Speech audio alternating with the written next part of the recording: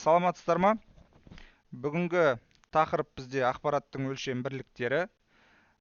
Енді бастай береміз ғой, барлығы осында ғой. Реакция берейік, кері байланыс көрсетейік. Реакция, смайлик, сообщение. Жақсы, егер барлығымыз тыңдап отқан болсақ, кеттік ары қарай. Енді біз білеміз, барлық нәрсенің өлшем бірлігі болады. Массаны біз граммен өлшейміз, килограмм, миллиграмм, ұзындықтың да өлшем бірліктері миллиметр, сантиметр, метр, километр, уақытта секунд, сағат, температура, цельсий мен фаренгейтпен өлшейміз. Дәл сол секілді ақпараттың да өлшем бірлігі бар екен. Біз ақпаратты да өлшейді екенбіз. Ол не үшін керек? Ақпаратты өлшеу. Біз өзіміздің ақпарат тасымалдау құралымызға белгілі бір ақпараттың сиятынын, симайтынын өлшеп көрсек болады екен. Және жалпы әр ақпараттың жадыда қандай орын алатынын білу үшін өлшем бірліктері қолданылады екен.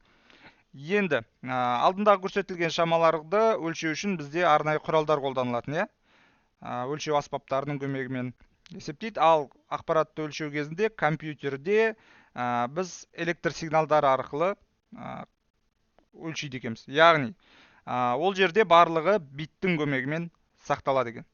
Бірақ кей өлшем бірліктерде, енді кей үлкен файлдарды есептеу кезінде битпен өте үлкен сан шығады ғой. Сол себепті бізде өлшем бірліктің дәл басқа өлшем бірліктер секілді, мысалы миллиметр, сантиметр, метр деген секілді, әрқайсысының өзінің өлшеуіне арналған өлшем бірлік бар екен. Компьютердегі сақталатын ақпарат бізде биттермен, байттармен сақталады. Ал бит дегеніміз бізде 0 немесе 1 сигналы. Ол және ақпараттың ең кіші өлшем бірлігі. Кейін мына слайдты барлығымызға жіберемін. Сол жердегі анықтамаларды жазып алайық, жаттап алайық. Бұл негізгі анықтамалардың бірі. Және 1 мен 0 бізде информатикада өте жиі кездеседі, көптеген тақырыптарда. Дәл қазіргі өлшем бірлікке қатысты 1 мен 0 жайында кішкене түсіндіріп өтейін. Бізде сигнал бар болатын болса 1 санымен белгіленеді, сигнал жоқ болатын болса 0 санымен белгіленеді. Бұл биттің қасиеті екен. Және дәл осы схема бойынша бізде біраз ақпаратты тасымалдау құрылғылары да жұмыс жасайды. Және ол жерде, егер бұл жерде цифрлық түрде 1 мен 0 деп алып отыратын болсақ, оптикалық дискта, егер білетін болсақ, ол жерде тоже екілік санау жүйесі қолданылады. Және ол жерде енді цифрлы түрде және де физикалық түрде дисктің бетіне ойылып жазылады ғой. Сол кезде 0 деген пустой орын екен, 1 деген төмпешік екен. Сонда пустой орын төмпешіктер арқылы да біз ақпаратты сақтай алады екенбіз. Яғни 0 мен 1-дің орнына әртүрлі схемаларды қолданып біз ақпаратты сақтасақ болады. Енді барлық ақпаратты біз айттық. Запись YouTube-та жүргізіліп жатыр. YouTube-тың сілтемесін жіберем. Барлық ақпарат 0 мен 1-дің көмегімен сақталады дедік. Ол екілік сандар бізде 0 мен 1-ден тұратын санау жүйелерін біз енді алдағы уақытта өтеміз. Оға дейін пока что биттің 0 мен 1 және ол сандар бізде екілік сандар тізбегі екендігін біліп алайық пока что. Енді өлшем бірліктердің өзіне көшейік. Бізде мынандай схема бар. Өлшем бірліктердің ең кіші өлшем бірлікті айттық, бағана бит дедік. Енді соған қатысты ары қарай өсу ретімен көрсетілген кесте.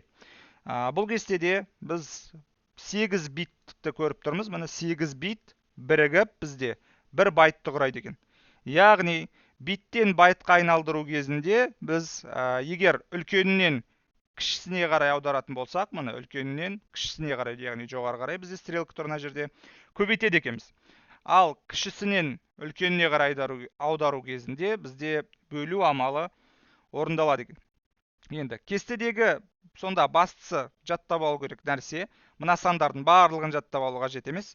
Бізде білу керек нәрсе ол үлкенінен кішісіне және кіші өлшем бірліктен үлкен өлшем бірлікке аудару кезіндегі қолданылатын амалды білуіміз керек екен. Және өлшем бірліктердің орналасу реттілігін жаттап алу керек екен. Қайсысынан кейін. Бұл жерде енді дәл физикадағыдай кило, мега, гига, тера, почти сондай еді физикада да өлшем бірліктер сол ауысушы еді ғой. Және арасындағы айырмашылық. Арасындағы айырмашылықты жаттау өте оңай. Себебі байт пен биттің арасындағы айырмашылық 8 болатын болса, қалған өлшем бірліктердің арасындағы айырмашылық барлығында бірдей 1024-ке тең. Егер байқасақ, тексеріп шығайық. 8 бит бірігі 1 байтты құрайды дедік. Егер осын жаттап алатын болсақ, ары қарай барлығының айырмашылығы 1024. Себебі 1 килобайтта 1024 байт бар. Немесе 1024 байт бірігіп 1 килобайтты құрайды деген сөз екен. Және 1024 килобайт бірігіп 1 мегабайтты құрайды.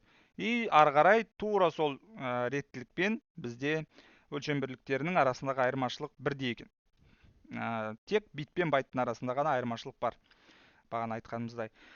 Және бұл жерде ортадағы сандарды егер түсінбей отқан болсақ, 2-ның 10 дәрежесіндегі байт дегеніміз ол да 1024-ті береді. Себебі 2-ның дәрежелерін біз алдағы уақытта санау жүйелерін өтеміз, жатқа білуіміз керек. 2 0 дәрежеде бізде 1-ге тең, барлық сан 0 дәрежесінде 1-ге тең ғой. Ары қарай 2 дәрежесінде, то есть 1 дәрежесінде ол 2-ге тең, ары қарай өсу ретімен жай ғана 2-ге көбейтіп отырады екенбіз.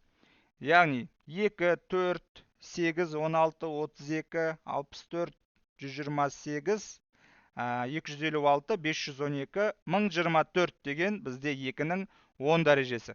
Сол себепті мына жерде 2-ның 10 дәрежесіндегі байт дегеніміз, 2-ның 10 дәрежесі ол 1024-ке тең.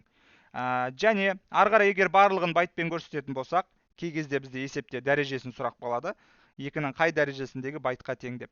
Ол кезде 2-ның 10 дәрежесіне 2-ның 10 дәрежесін көбейтсек, яғни 1024-ке 1024-ті көбейтсек, бізде 2-ның 20 дәрежесі болмай ма? Негізі бірдей сандарды көбейту кезінде дәрежелері қосылады, солай ма? Демек, бізде мегабайт 2-ның 20 дәрежесіндегі байтқа тең екен. Ары қарай тағы да дәрежесіне 10 қосылып отыра берген. Бастысы білу керек нәрсе, ол ақпаратты үлкен өлшем бірлігінен кіші өлшем бірлігіне аудару кезінде көбейту амалы, ал кіші өлшем бірлігінен үлкен өлшем бірлігіне аудару кезінде бөлу амалы орындалады. Немесе ыңғайлылық үшін мына кестені елестеткен кезде бізде бірден мынау стрелка астыға бөлу деп есімізге түсу керек екен. Сол кезде біз шатаспаймыз. Әйтпесе, ұбт-да берілген есептердің арасында міндетті түрде егер біз шатасып есептейтін болсақ, бөлудің орнына көбейту, көбейтудің орнына бөлу есептеп жіберетін болсақ, міндетті түрде ол варианттардың арасында тұрады екен. Сол себепті мына кестені жаттап алайық стрелкалармен бірге. Кесте жайында сұрақ бар ма? Түсінікті ма кесте? Кері байланыс берейік. Реакция, сообщение ең дұрысы. Қол көтерсек те болады. Жақсы. Кестені түсінген болсақ, бізде бұл кесте қазір есептер шығару кезінде әрдайым қасымызда тұрады, себебі керек болу үшін. Ал оға дейін тағы да анықтамалармен танысайық. 1 байттың көмегімен 1 символ кодталады, бірақ бұл компьютердегі ақпаратқа қатысты. Ары қарай алдағы уақытта бізде мәтіндік файлдарға қатысты, документтерге қатысты кодтау деген түсінік пайда болады. Кодтау ол бізде белгілі бір символдарды адам түсінетін тілден компьютер тіліне аудару кезіндегі қолданылған кесте. Ол кодтау кестелерінде бізде әртүрлі алфавиттер қолданылуы мүмкін, яғни қолданылған алфавитке немесе басқаша сөзбен алфавит қуаттылығына, яғни бір символдың алатын ақпараттық көлеміне байланысты мынау 1 байт деген сан ауысуы мүмкін. Сол себепті бұл тек егер алфавит қуаттылығы берілмеген жағдайда, бір символдың салмағы берілмеген жағдайда біз дефолт стандартты түрде 1 байт деп алады екенбіз. Бір символдың ақпараттық көлемі 1 байт деп. Ары қарай оның келесі тақырыптар өту кезінде қайдан шыққанын білеміз оның, неге олай екендігін. Оға дейін басымызды қатырмай қойық. Пока что біз стандартты түрде егер алфавит қуаттылығы берілмеген жағдайда бір символдың ақпараттық көлемі 1 байт немесе 8 бит деп алайық. Себебі 1 байттың ішінде 8 бит бар еді ғой. Енді символ ретінде не саналады? Әріп, сан, таңба, тыныс белгісі немесе бос орын. Яғни мәтіндік файлда пробел, яғни бос орын немесе space бізде ақпараттық көлемге ие екен. Мынау жағдайда именно 1 байтқа немесе 8 битқа.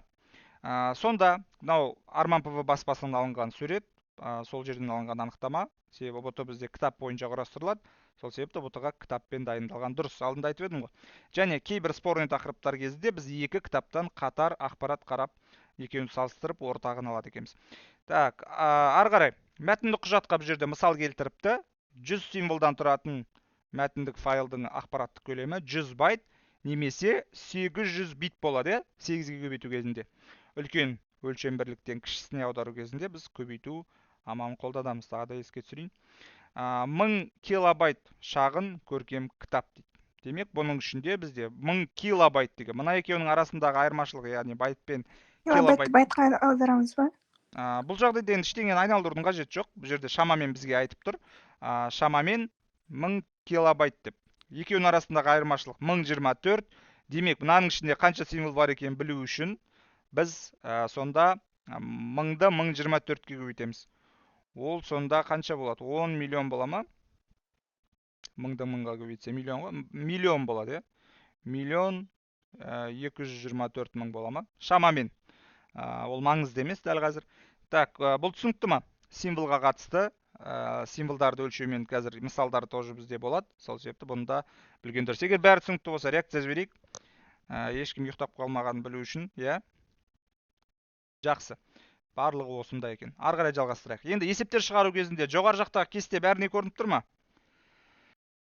Ең басындағы ақпаратқа шейін бәріне көрінеді ма? Еш жері көрінбей қалған жоқ па? Жақсы, бәріне көрінген болса, онда есептерді, мысалдарды қарастыруға көшейік. Мысалдардан ең бірінші мысал бізде 1 гигабайт 2-нің қанша дәрежесіндегі байтқа тең екенін анықтаңдар. Енді кестені именно осы тапсырмаға бекер қойдым ау деймін, өйткені мына жерде барлығы тұр. Гигабайт бізде 2-нің 30 дәрежесіндегі байт. Енді оны тауып көруге тырысайық, иә? Мынаны білмейміз деп ойлап қалайық та, тауып көруге тырысайық. Оны білмейміз деп ойлап қол қиын болайын деп тұр, төбеде жазылып тұрған кезде, иә? Енді 1 гигабайттан байтқа дейін неше өлшем бірлік бар екенін бірінші есімізге түсірейік. Гигабайттан алдында бізде мегабайт бар, килобайт бар, сосын барып бізде байт екен. Демек, айналдыру кезінде біз неше рет оны 1024-ке көбейтеміз? Себебі 3 рет. Үлкеннен кішісіне ауыстыратын кезде көбейтуші едік қой. 3 рет көбейтеміз. Демек, ол дегеніміз бізде 1 көбейту 1024, көбейту 1024, көбейту 1024, иә? Демек, мына 1024-ті біз 2-нің 10 дәрежесі деп алсақ болады. 2-нің 10 дәрежесі, көбейту 2-нің 10 дәрежесі, көбейту 2-нің 10 дәрежесі.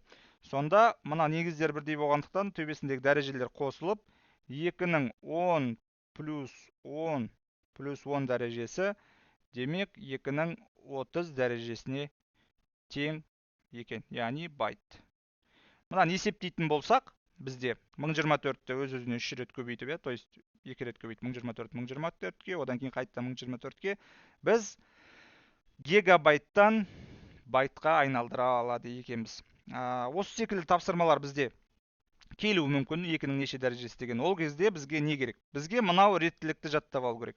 Байт, килобайт, мегабайт, гигабайт, терабайт, петабайт, эксабайт, зеттабайт және йоттабайт ең үлкені екен. Бұлар енді big data'да қолданылады, үлкен ақпарат, яғни үлкен көлемдегі ақпаратты өлшеу кезінде қолданылады. Ал мынау есеп жайында сұрақ бар ма? Түсінікті ма біз қалай тапқанымызды? Берілгені 1 гигабайт 2-нің қанша дәрежесіндегі байт. Жақсы, барлығы шамамен барлығы, примерно барлығы реакция жіберді. Кім жіберген жоқ, сол ұйықтап қалды, значит. Так, келесі мысал. Жақсы, ұйықтап қалмапты. Болды, көрдім. Осылай ояу екеніміз білдіріп, кері байланыс беріп отырайық. Так, келесі мысал. 1 мегабайтта қанша байт бар екенін есепте дейді. Енді, есептің берілгенін құру кезінде 1024-ке көбейтеміз. 1 мегабайтта қанша байт бар екенін білу үшін ба? Міне, мегабайт бізде кестеде тұр. Бұндан біз бірінші килобайтқа айналдыру үшін біз 1024-ке көбейтеміз. Аха, яғни көбейту 1024. Одан кейін, одан қаншаға айналдыру керек? Байтқа. Тағы да 1024-ке көбейтеді екенбіз. Көбейту 1024. Сол кезде бізде есеп шығады екен. Енді шығарып көрейік, иә. Яғни 1 мегабайт тең дейік. Мегабайт. 8192. Мәссаған, сондай ма не? Жоқ, аз емес па? 1024 3 рет көбейтесің, короче. Не кешіреді? Біз мегабайттан айналдырып жатырық қой.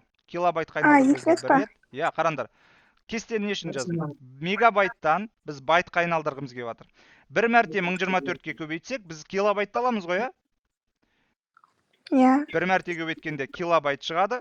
Тағы бір рет көбейткен кезде байттағы мәні шығады. Демек, екі рет көбейтсек жеткілікті. Иә, енді бірді көбейтеміз. Негізі бірді демейді, бірден 1024-ті 1024-ке көбейте салмаймыз ба, иә? Солай ма? Сол кезде бізде 1.048.576 шығады екен. Яғни 1024 көбейту 1024 тең 1.048.576. Қалай шыққанын бәріне түсінікті ма? Осындай кезде шатаспаймыз. Мысалы, қалай шатасып қалуымыз мүмкін екен? Мына жерде мегабайт пен байттың арасында бірақ өлшем бірлік тұр ғой. Сол кезде көбісі бір мәрте көбейтіп шатасады. Немесе мына үшеуін бірге санайды да 3 рет көбейтіп жібереді. Ал нақтырақ түсіну үшін мына тұрған орыннан оға дейінгі баратын жолды есептеу керек. Яғни бір рет көбейтсем деп жеке-жеке асықпай, бір рет көбейтсем килобайт алам, екінші мәрте көбейткен кезде байт алам деп елестететін болсақ, мына кесте әрдайым біздің көз алдымызда болу керек. Зрительный память деген бар ғой, яғни жақсылап бұл кестенің көріп шықсақ, есімізде сақтап алсақ, біз ойланған кезде бірден көзіміздің алдымызға шығады. Мына стрелкаларын міндетті түрде ұмытпаймыз. Есеп жайында сұрақ бар ма? Мына жерде қандай өлшем бірлік болды сонда? Байт. Байт болды, дұрыс. Так, өте жақсы. Ары қарай жылжи аламыз ба? Кері байланыс қалдырайық. Жіберейік. Мен TikTok-тағы нелер сияқты отырмын ғой. Жібер деп, жалпы біздің ояу. Бір роза деп па? Иә, тағы жібер, подарка дей ма, не сұрайды? Сондай сияқты отырмын. Олсыз да өзіміз сұрақ қойған кезде бірден жібере берейік, қайта айтқызбай. Түсінікті ма, жылжи аламыз ба деген кезде бірден реакция жіберейік. Енді ары қарай. Информатика сөзінің ақпараттық көлемі қанша бит екенін анықтайық дейді. Бағана біз айттық, егер ешқандай алфавит қуаттылығы ештеңе берілмесе, бір символ дефолт, 12 символ бар, ағай. Қанша символ бар? 12 символ бар информатика сөзінде. Бүйтіп саусақпен санадым ба негізі? Информатика. Былай көзбен санай салдым. Көзбен қарауын. Каждый әріп қой аяқты. Иә, дәл солай. 1, 2, 3, 4, 5, 6, 7, 8, 9, 10, 11 екен. Иә? 11 ма? 11 символ екен. Енді бағана қандай орын алады дедік оны? Бір символ қанша орын алатын еді? Бір символдың жадында алатын. Бір символ бір байт па? Бір символ тең бір байт. Бір әріп. Ой, бір байт. Иә. Бір символ тең бір байт етін. Демек, енді мына жерде бізде 11 символ бар, иә? 11 символ, значит 11 байтқа тең. А бізде не сұрап тұр? Бит. Бит сұрап тұр. Қалай айналдырамыз байттан битке? 8-ге көбейтеміз. Көбейтеміз. Мына мына стрелканы ұмытпаймыз. Жоғары қарай, яғни үлкенге, то есть кішіге қарай біз көбейтеміз. 11-ді 8-ге көбейтсек, қанша болады? 88. 11 көбейту 8 тең 88. Қандай өлшем бірлік? Бит. Бит болады екен, өте жақсы. Так, енді оны қалай анықтағанымызды кейбір тыңдамай естімей қалған адамдар болса, бізден информатика сөзінің ақпараттық көлемін анықта дейді. Біз білеміз бір символдың бір байт екенін. Енді символ санадық та, оны байт деп ала салдық. Сонан соң бізде бит сұрап тұр, қанша бит екендігін. Байт пен биттің арасындағы айырмашылық бізде кестеде тұр. Бір байтта 8 бит бар. Демек, 11 байтта неше бит бар екен білу үшін біз көбейттік. Себебі үлкен өлшем бірліктен кішісіне айналдыру кезінде көбейту амалы қолданылады. Сонымен бізде 88 шықты. Сұрақ бар ма, ары қарай жылжи аламыз ба? Жақсы, айтқызбай бәріміз жібердік. Жақсы, ары қарай жылжиық. Керек тақырыптардың бірі, информатиканың негізгі тақырыптардың бірі, бұл тақырыптан міндетті түрде ұбт-да сұрақтар келеді. Тест-центр сайтына кіріп, план тестті қарап көрсек, және спецификацияны тоже алып қарап көрсек, ол жерде бізде көрінеді, бұл қай раздел, яғни бөлімге жататыны және ол бөлімнен неше сұрақ келетіндігі. Бұл негізгі бөлімдердің бірі. Бұл бөлімнен шатаспасам 10 сұрақ келеді. Ол деген осындай 10 есеп келеді деген сөз емес. Ол бөлімнің ішінде әлде санау жүйелері бар, компьютердің логикалық негіздері бар. Хартли формуласы бар. Хартли формуласы бар, иә, мұны план тестта қараған. Сон бәрін бірге алған кезде 10 сұрақ келеді екен. Ары қарай жалғастырайық. Так, 4-ші мысал. 50 беттен тұратын кітаптың әрбір бетінде 40 жол бар дейді. Ал әрбір жолда 60 символ бар. Осы кітаптағы ақпарат көлемі қанша мегабайт екенін анықтаңдар дейді. Егер Хартли формуласына қатысты бұл есеп болатын болғанда, бұл жерде алфавиттің қуаттылығы берілетін еді. Ал бұл жерде біз стандартты түрде аламыз. Демек, компьютермен жазылған ақпарат ол 1 байт алады көлемі. Сұрақ тыңдап тұрмын. Даларды көбейтіп жүреміз ба? 50, 40, 60-тарды бір-біріне көбейтіп. Дәл солай, иә. Себебі не үшін олай көбейтетінімізді біліп алайық, чтоб келесі жолы. 12.000 символ шығады сосын. Жалпы 12.000 символ, сосын оны мегабайтқа айналдырамыз. Енді не үшін оларды көбейтетінімізді біліп алайық, алдағы уақытта. Чтоб келесі жолы біз сандарды өзімен өзі көрген санның бәрін бір-біріне көбейте бермеу үшін. Себебі қандай екен? Себебі бұл жерде кітаптың жолы жазылып тұр, беті жазылып тұр, символы жазылып тұр ғой. Дәл солай, мысалы бізде андай бір 40 жолдан тұратын андай бір бет бар, ода 40 жол. Егер біз мына жерде бір жолдағы символды уже білеміз 60 екен. Андай 40 жолда қанша болатынын білу үшін біз 40-ты 60-қа көбейтсек, біз бір беттегі символ санын біліп аламыз. Ал дәл сондай бізде 50 бет бар әлі. Соны білу үшін 50 бетте қанша символ болатын? Оны қайттан 50-ге көбейтеді екенбіз. Түсіндіре алдым ба, не үшін сандарды бір-біріне көбейтіп жатқанымызды? 12.000 символ, 12.000 символ. Демек, 50-ді 40-қа, оны 60-қа көбейту кезінде бізде 12.000. Жақсы. 50 көбейту 40 көбейту 60, 12.000, 120.000 ғой. 120.000. 120.000 символ екен. Яғни біз символ санын табу үшін, оның негізі біз камен белгілейтінбіз. Мына жерде енді пока біз оны өтпегеннен кейін символ дей салайын, тең 50. Қайттан есептеп көрейік. Көбейту 40, көбейту 60. Ол бізде 120.000 екен, 120.000-ды береді екен. 120.000 бізде символ болды қазір. Демек, ол дегеніміз неше байтқа тең? 120.000 байтқа тең. То есть, ақпараттық көлемі 120.000 байт екен. Енді бұны бізге қай өлшем бірлікке айналдыру керек? Мегабайтқа. Мегабайт. Оны айналдыру үшін кестеге қараймыз. Бөлеміз. Дәл солай, міне байт жоғарыда тұр, мегабайт астында тұр. Демек, бізге оны неше рет бөлу керек? 2 рет. 2 рет. 2 рет бөлу керек. Енді оны дәл солай жазайық. 120.000-ды бөлетін болсақ 1024-ке. Біріншіде қандай амал аламыз? Былай жазып қойына, бөлу 1024, қайттан бөлу 1024. Так, сонда қандай өлшем бірлік болады бізде? Және саны қанша шығады? Мегабайт болады. Саны. Рауан қанша болады? Жуықтап аламыз ба? 12.000-ды 2 рет 1024-ке бөлгенде 120.000. жуықтап алғанда 120.000. 120.000-ды 1024, сосын 10 шыққан санды 1024-ке бөлгенде жуықтап алғанда 0.1 шығады. 0.1 байт. Ой, 0.1 мегабайт. Так, точно солай жуықтаймыз ба? 1 мегабайт болады, Немесе, оны килобайтқа айналдыратын болсақ, кішкеде нормальный сан шығады, бүтін сан шығады. 117 болады шамамен. 117. Немесе деп жазып қоя салайық, бізден оны ешкім сұраған жоқ. Чтоб тоже білу үшін, егер бір мәрте бөлген кезде бізде 117 килобайт болады екен. Тапсырма түсінікті ма? Шығару жолы түсінікті ма? Ары қарай жылжи аламыз ба? Сонда 117 дегенде біз мегабайтқа емес килобайтқа аудардық қой, иә? Иә, оны аудару үшін Все, біз все мынау түсіндім. бір-ақ мәрте бөлдік. Иә, өлшемді. жақшаның ішіндегілерді бөлдік. Иә, мынаны ғана алсақ, ол килобайт.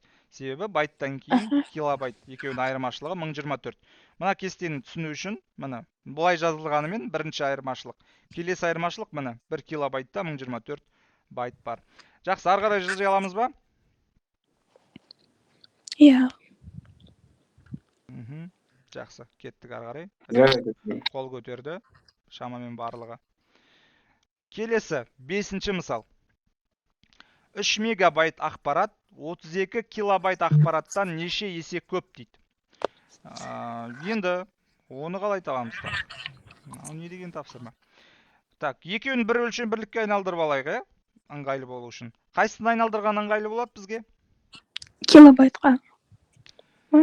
Килобайтқа айналдырған ыңғайлы болады ма? Біз мегабайтты килобайтқа айналдыру үшін қандай амал қолданушы едік? көбейту. Көбейту, жақсы. Сонда бізде екеуі де нормальный сан болады, иә? Мынаны 1024-ке бөлсек, қазір жылжымалы нүктелі сан болып кетеді, иә? Так, енді айналдырайық бірінші екеуінде бір өлшем бірлікке. 3 мегабайтта неше килобайт бар? Қалай табамыз? 3-ті көбейтеміз. 3-ті 1024-ке көбейтеміз. Иә, 3 көбейту 1024. Алуға ұқсақ болды. 3072 болады. Мен осы жол точно сендім. 3072 болады екен. Қандай өлшем бірлік? Килобайт. Килобайт. Так, енді бізде 3072 килобайт, мынауда 32 килобайт. Қалай салыстырамыз екеуін? Неше есе үлкен екен қайдан білеміз? Бір-бірін бөлеміз. 3072-ні 32-ке бөлгенде 96 есе көп болады. Не үшін бөлеміз? Қанша есе үлкен екен білу үшін? Мысалы, 10 саны 5 санына неше есе үлкен? 2 есе. 2 есе. Оны қалай білдік? Бөлдік. Бөлдік, иә, дәл солай бұл жерде де бөлеміз. Неше есе үлкен екен. Ал нешеге үлкен екен білу үшін қандай амал қолданамыз? Көбейту. Нешеге үлкен? Мысалы, Қосу. барлық амал. Қандай амал қалды? Түбір астыға деген қалды. Нешеге үлкен екен білу үшін әшейін азайта саламыз, иә? Мысалы, 2 деген сан 5-тен неше санға үлкен? 3-ке үлкен, иә? Оны білу үшін біз 5-тен 2-ні азайта салдық. Ал есе деген ол бөлу екен, иә? Немесе көбейту амалы. Неше есе кіші дейтін болса, или үлкен дейтін болса. Так, бөлдік, қанша шықты? Ауызша есептеу. 96 есе үлкен, иә? Немесе көп. Барлығына түсінікті ма қалай тапқанымыз? Түсінікті болатын болса, ары қарай жылжуға, барлығымыз.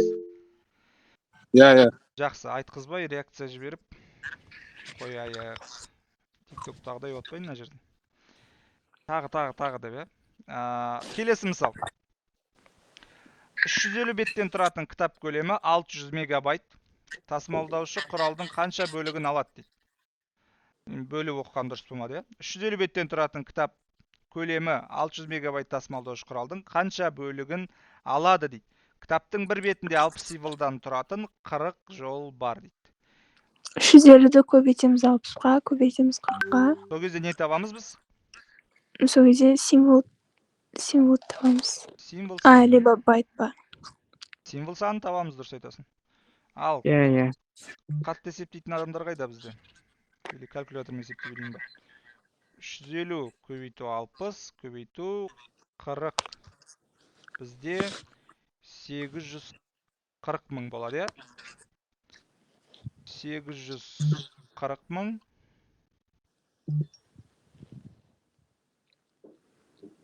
Бұл не? Символ, иә? Немесе бірден өлшем бірлігін жазасылайықшы. Қандай ақпараттық көлемі? Байт. Бірден жазасылайық. 840 мың байт болады екен. Енді біз қазір символ санын білеміз. Және оның жадыда алатын орнын білеміз. Енді бізге не тап деп тұр? Мегабайт. 600 мегабайт, яғни көлемі 600 мегабайт тасымалдауыш құралдың қанша бөлігін алады дейді. Оны қалай табамыз? Мысалы, бізде мынандай тасымалдаушы ақпарат, то есть ақпарат тасымалдаушы құрал бар. Ол бізде, допустим, 100 гигабайт болатын болса, бізде 50 гигабайт ақпарат бар дейікші. Ол қандай бөлігін алады? Жартысын. Жартысын, немесе Бір бөлігін. 2-ден 1 бөлігін, немесе жартысын алады екен. Оны қалай анықтадық біз? Қандай күрделі формула қолдандық ол жерде?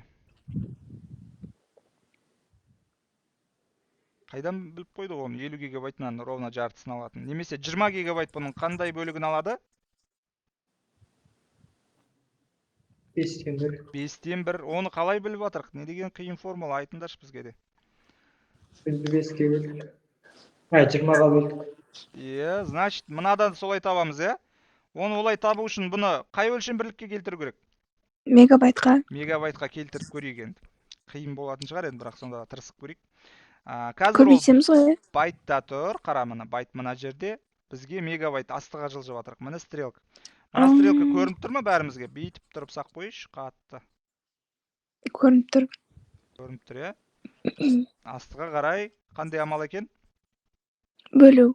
Бөлу. Енді айналдырып көрейік. Бұл неше мегабайтқа тең болатындығын. Мынаны енді өшіресің. Мұғалім негізі 600 мегабайтты біз байтқа айналдырып, сосын байтпен өлшесек, Ыңғайлы бола ма? Сөйтіп солай көрейік. кішкене шамалы. Білмеймін. Может, солай ыңғайлы шығар. Көрейік. Разница жоқ. Жарайды, байтқа айналдырсақ айналдырайық. Білгеніміз дұрыс. Қай өлшем бірлікті есептесек те, жауап бәрібір бірдей болады, Бірақ енді 600 мегабайтты айналдыру кезінде қазір өте үлкен сан шығады. Оған да дайын болайық. Мегабайтқа айналдыра салған дұрыс емес па? Кішкене кішірек сан шығады. Мәні бірдей болады дедіңіз ғой. Негізі мәні бірдей болады, бірақ мына жерде үлкен сан шығады ғой, қазір оны байтқа келтіретін болсақ. Калькуляторымызға сия ма екен ондай сан? 600-ді Жарайды, мегабайтқа айналдырса. бір мәрте көбейткеннің өзінде бізде 614 мың болады. Тағы көбейтетін болсақ, 629.145.600 деген сан ыңғайлы ма? Немесе, Жоқ. байтты мегабайтқа айналдыру үшін қандай амал қолданамыз? Және неше рет? Бөлеміз. 2 рет қандай санға бөлеміз? 1024. 840 мың бөлу 1024 және тағы да бөлу 1024 0,8 жуықтап алған кезде, Бірақ бағана негізі дұрыс айтты, нақты. Мегабайтқа айналдырғанда бәлкім точно сан шығатын беді, то есть мегабайтты байтқа. Енді алынған сан 0,8-ға жуықтап, Демек, ақпарат тасымалдау құрылғы, оны бірдеңе деп құрал деп белгілеп алайық. Нәрде солай беріліпті? X құрал. Оның ақпараттық көлемі 0,8 жуықтап алғанда. Енді оны біз қалай анықтаймыз нешесі үлкен екен? Екеуін бірдеңеге келтіріп алдық көлемге. 0,8 қайдан шықты ағай? Негіз бұл құрал емес қой. Бұл мынау ақпараттың көлемі. Кітап мұғалім, кітап. Бұл кітап, құрал емес, дұрыс айтасыңдар. Құрал ондай емес қой. Бұл 0,8 бізде. Мынау байтты мегабайтқа айналдырған кезде алған сан. Оны қалай айналдырық? Ол үшін біз, мен барлығын түсіндіріп жазып қойын лучше. Ол үшін біз мынау 840 миллионды, то есть 840 мыңды бөліп 1024-ке бөлеміз. 1024-ке бөлеміз 2 рет.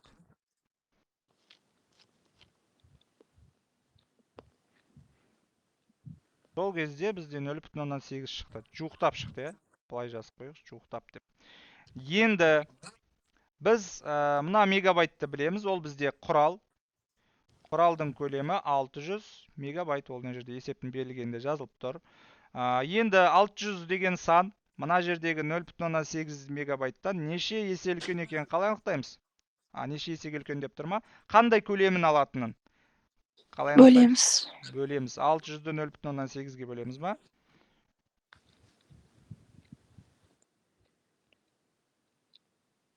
Қандай сан шықты? 750. Аха, мына жерде даже берілгенде жазылып тұр ғой, қалай анықтайтынбыз. Кітапты бөлу құралға дейді. Солай бөлдік па біз өзі? Негіз керісінше емес па? Құралды кітапқа бөлмейміз бе? Қандай бөлігін алатын бөлу үшін? Құрал бөлінген кітап тең 750. Бұл не 750 деген? Қанша бөлігін алды? Бірден 750 бөлігін андай, ә? Сондай ма? Мұғалім мүмкін. Все-таки кітап.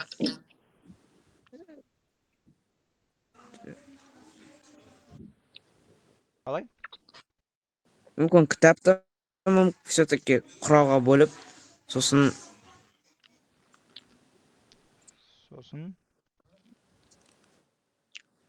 Хорошо. бөлгенде Басқаша ойланып көрейікші. Бізде кітапта 10 гигабайт бар дейік, или давайте оңайырақ болсын есептегенге. 5 гигабайт бар дейік. Ал құралда орын 20 гигабайт дейік. Мынау кітап, мынау құралдың қандай бөлігін алады? 4 бөлігін. 4-тен 1 бөлігін, ә? Солай ма? Оны қалай анықтадық? 25-ке бөлдік. А мына жерде біз дұрыс жасадық па? Жоқ. Неге дұрыс жасамадық?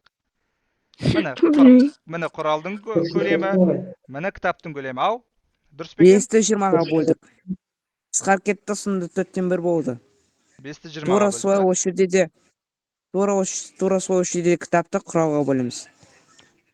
Бұлай бөлсе де сол шықпай ма негізі? Басқаша шығады ма өзі? Білмеймін. 0,18 сонда 600-ға бөлесің ба? Иә. 6,8-ге бөлінесің. 0,1000-нан так жуықтап алатын болсақ, 1000-нан 14 бола ма? Жоқ, 1000-нан 13 болады. Ал егер 1-ді 750-ге бөлсеңші, тура сол сан шыға ма екен? Тура сол сан шығады екен. Демек, мынау дұрыс қой бізде. Иә? Иә. 750-ден 1 бөлігін алады екен. Так, егер біз басқаша алатын болсақ, мынаны жуықтамай, мына 600 мегабайтты байтқа айналдырып есептейтін болсақ та, шамамен дәл осы сан шығады. Варианттарда бізде, егер тестте осындай сұрақ келетін болса, көбінде енді мынандай 750-ден 1 деген сияқты сан емес, енді нақтырақ сандар шығады. Және ұбт-да бізде калькулятор бар. Білеміз ғой, ұбт-да калькулятор бар екен. Иә. Я, демек ешқандай проблема болмау керек. Мына жерде мына мысалды келтірген себебім екеуі бір екенін білдіру үшін. Қараңдар, егер құралды біздің кітабымызға бөлетін болсақ, бәрібір бізде 4 шығады, 4-тен 1 бөлігі. Немесе керісінше жасайтын болсақ, 5-ті 20-ға бөлсек, бізде қысқарып 4-тен 1 болады, разница жоқ.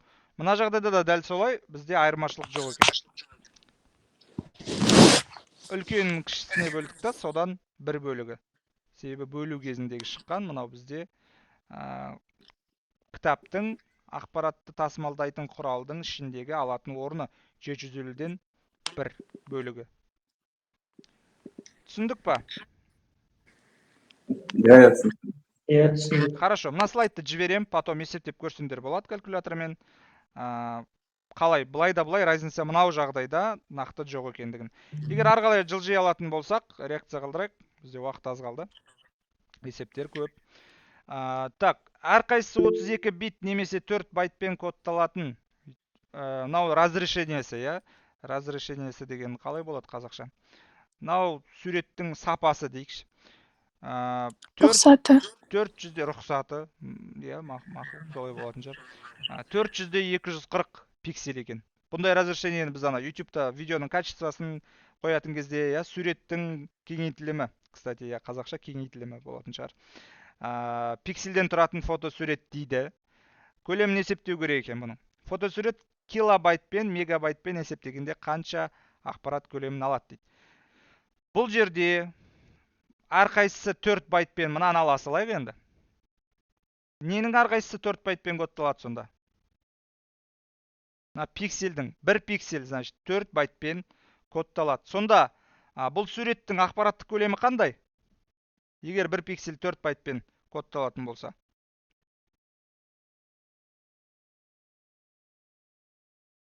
Ақпараттық көлемі қандай? Қалай анықтаймыз оны?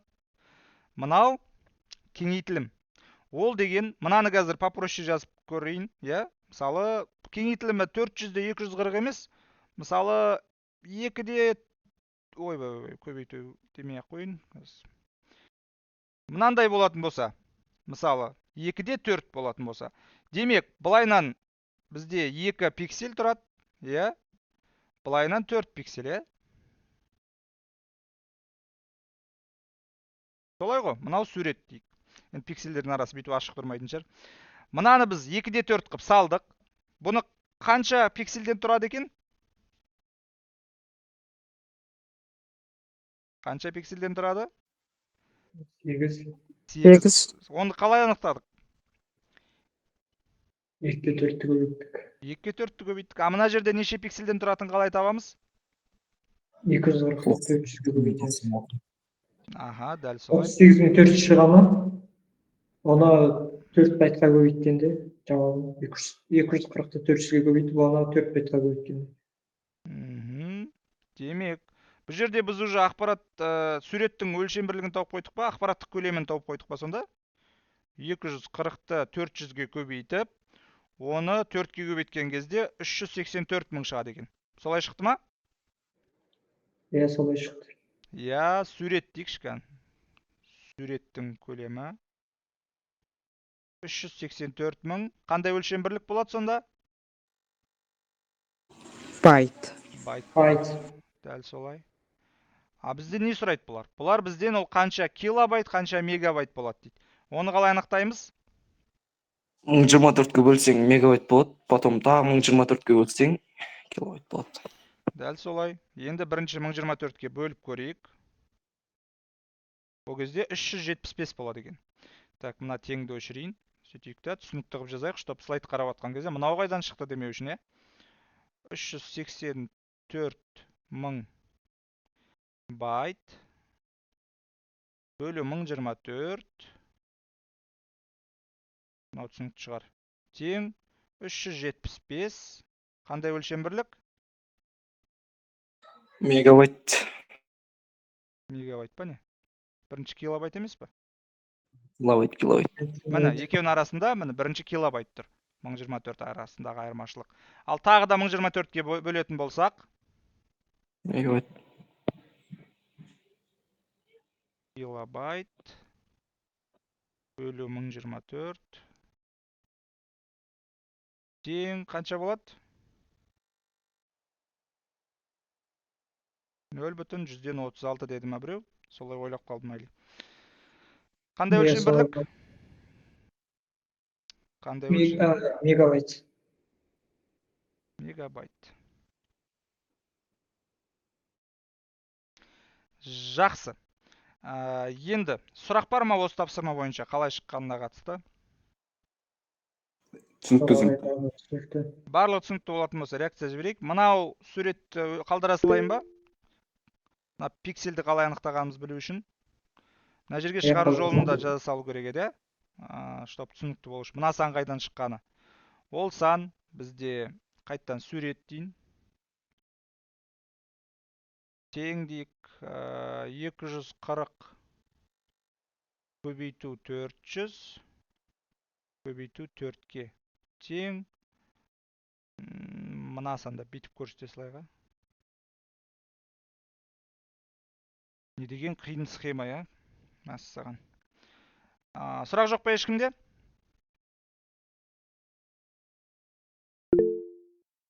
Жақсы. Ешкімде сұрақ жоқ болатын болса, мынау бізде үй тапсырмасы осы тақырыпқа байланысты. Мына жерде кестені толтыру керек. Қазір бұл үй тапсырмасын жүктеймін. Кестені толтыру керек. Түсінікті ма қалай толтыру керек екендігі? Иә. Жақсы. Ендеше бізде уақыт болған екен. Егер бүгінгі тақырыпқа қатысты бізде сұрақ болатын болса, қазір қойайық. Ағай Егер- запись жібересіз ғой, иә? Запись міндетті түрде жіберем. Алдын сабақ жібермеп пе едің? Алдын сабақтыкінде жіберсеңізші. Қазір Жібердіңіз бе ағай? YouTube-қа сілтеме. Осы жолда жіберем. Енді сұрақ болмайтын болса, егер ешкімде сұрақ жоқ болатын болса, сау болыңыздар. Сабақ аяқталды, шыға берсек болады. Ал кімде сұрақ бар, қалайық, сұрақтарымызды қояйық.